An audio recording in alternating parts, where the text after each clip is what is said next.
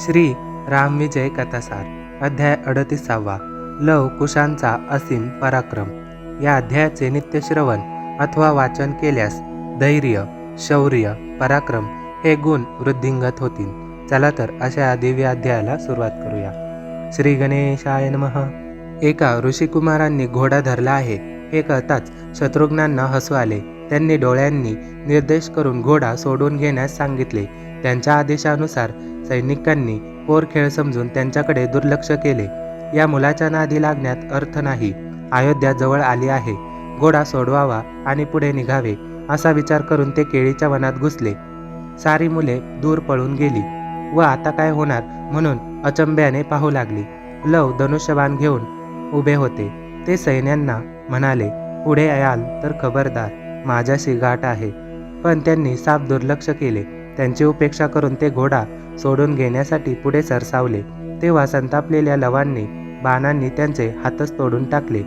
त्या कृत्याने पिसाळलेले सैनिक त्यांच्यावर तुटून पडले. त्यांनीही तितक्याच समर्थपणे त्या हल्ल्याला तोंड दिले आणि बाणांनी मोठमोठ्या वीरांची मुंडकीच तोडून टाकली. वनातून आरडाओरडा ऐकू येताच मागून आणखीन सैनिक धावत आले. एका 12 वर्षीय ऋषिकुमारांनी प्रेताचा खच पाडलेला पाहून ते संतापाने बेभान झाले आणि मोठ्या आवेशाने लवांवर धावून गेले. पण ते पराक्रमी राघवेय कोणालाही हार जात नव्हते. तिथे प्रचंड रणकंदन माजले. वाल्मिकींच्या आश्रमाभोवतालचा सर्व वनपरिसर अश्व, गज व सैनिकांच्या मृतदेहांनी व्यापून गेला. त्या ठिकाणी चालायलाही वाट राहिली नाही. हा भयंकर प्रकार शत्रुघ्नांना समजताच ते मोठा दळभार घेऊन स्वतः पुढे आले. लहानग्या ऋषिकुमारांचा तो अद्भुत पराक्रम पाहून ते अक्षरशः थक्कच झाले. लव म्हणजे श्रीरामांची दुसरी प्रतिमा. त्यांना पाहून त्यांना मोठे नवल वाटले. त्यांनी लवांना युद्धाचे आव्हान दिले. दोघांमध्ये तुंबळ युद्ध झाले. ते आवरत नाहीत हे पाहून शत्रुघ्नांनी त्यांच्यावर अनेक अस्त्रे सोडली.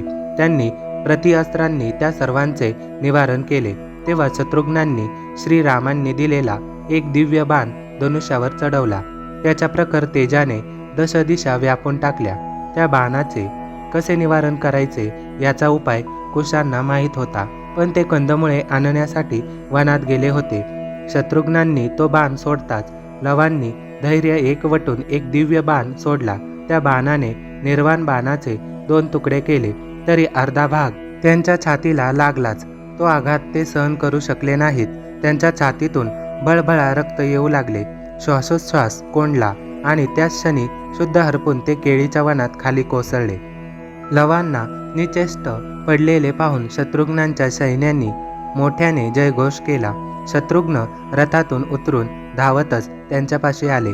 तेव्हा का कोण जाणे त्यांना त्या कुमारांविषयी अपार स्नेह वाटू लागला. त्यांची अवस्था पाहून ते रडू लागले. त्यांनी त्यांना आपल्या मांडीवर घेतले. त्यांच्या तोंडातून आलेले रक्त पाण्याने पुसून टाकले आणि त्यांना शुद्धीवर आणण्याचा खूप प्रयत्न केला. पण ते शुद्धीवर येत नाहीत हे पाहून त्यांनी त्यांना अलगद रथात ठेवले आणि अश्वमेधाचा अश्व सोडवून घेऊन सैन्याला कूच करण्यास सांगितले. त्यांच्या आदेशानुसार शामकर्ण पुढे आणि सैन्य मागे असा जथा निघाला. आश्रमातील ऋषिकुमारांनी धावत जाऊन घडलेला सर्व प्रकार जानकींना सांगितला. तेव्हा त्या एकदम मूर्छित पडल्या. थोड्या वेळाने भानावर येताच लवांच्या आठवणी काढून त्या आक्रोश करू लागल्या. तेवढ्यात कुश कंदमुळे घेऊन आश्रमात परतले. लवांना विद्ध करून सैनिक अयोध्येच्या दिशेने गेले आहेत हे समजताच त्यांना भयंकर संताप आला. त्यांनी धनुष्यबाण घेतले. गुरुनाममंत्राचा जप करून सर्वांगी विभूती लावली. जानकींना नमस्कार केला आणि आवेशयुक्त गर्जना करून म्हणाले, मातोश्री, मी असताना कसली काळजी करता? मी आत्ताच जाऊन शत्रूंना धडा शिकवतो आणि लवांना सोडून आणतो. बघाच माझा पराक्रम. दुसऱ्याच क्षणी ते धावत निघाले.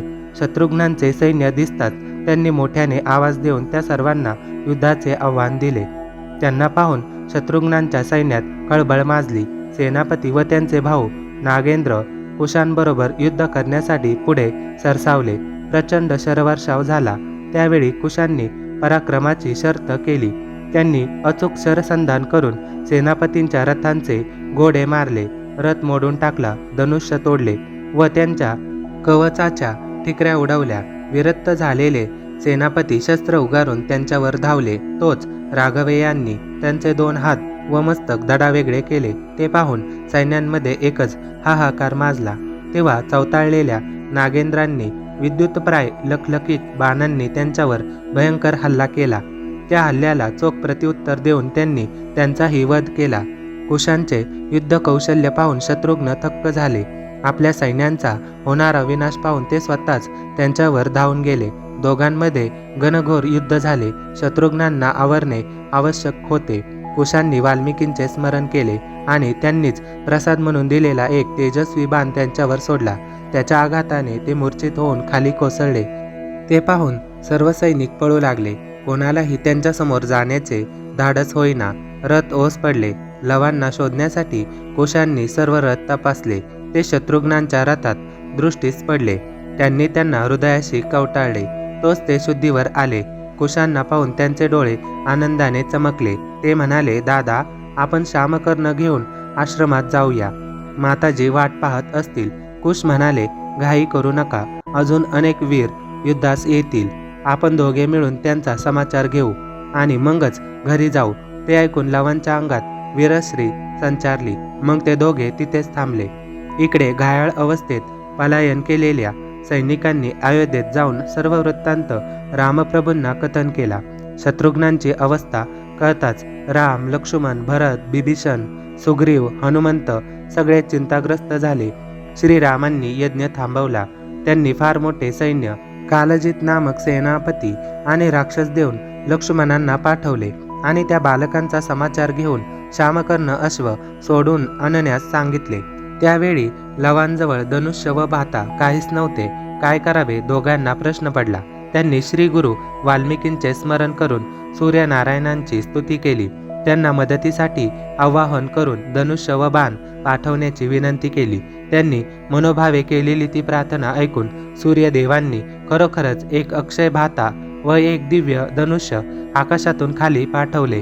लवांनी आदराने वंदन करून त्यांचा स्वीकार केला. थोड्याच वेळात फार मोठी सेना धूळ उडवत त्यांच्या रोखाने येताना दिसली. तिला पाहून कुश लवांचे बाहू स्फुरण पाहू लागले. लवांनी सूर्यदत्त धनुष्याचा टणकार केला. दोघांनी वाल्मिकींचे स्मरण केले आणि रामसेनेवर अचूक बाण मारण्याचा सपाटा चालवला. बघता बघता त्यांनी अगणित सैनिक मारले. त्यांचे युद्ध चापल्य पाहून लक्ष्मणही चरकले. समोर लढणारी बालके सामान्य नाहीत याची त्यांना पुरती कल्पना आली. ते कालजितांना म्हणाले, या ऋषिकुमारांशी एकत्रित लढण्यात काहीच अर्थ नाही. यांना विभागून घेरले तरच हे पराभूत होतील. मग लक्ष्मणांनी व कालजितांनी त्याप्रमाणे व्यूहरचना केली. लवकुशांना सैन्यांचे वेगवेगळे 24 वेढे घालून त्यांच्यावर चहूकडून प्रचंड शरवृष्टी करण्यात आली. पण विलग होऊनही ते दोघे जराही डगमगले नाहीत. अतीव शौर्यानिशी मोठ्या धैर्याने लढून त्यांनी प्रत्येक हल्ल्याला चोख प्रत्युत्तर दिले. त्यांचा पराक्रम पाहून भल्या भल्यांनी तोंडात बोटे घातली. रुधी नावाचा एक राक्षस श्रीरामांचा मित्र होता. त्यांनी त्याला लक्ष्मणांच्या मदतीसाठी पाठवले होते. त्याने आकाशातून झेप घेऊन लवांचे धनुष्यच पळवले. तेव्हा त्यांनी प्रचंड त्वेषाने आकाशात उडी घेऊन त्याला गाठले.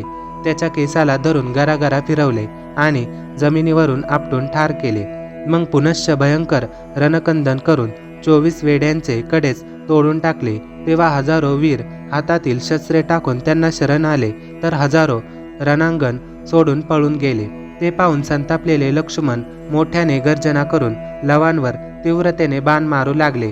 निधड्या छातीच्या लवांनी त्यांचे सर्व प्रहार निष्प्रभ केले.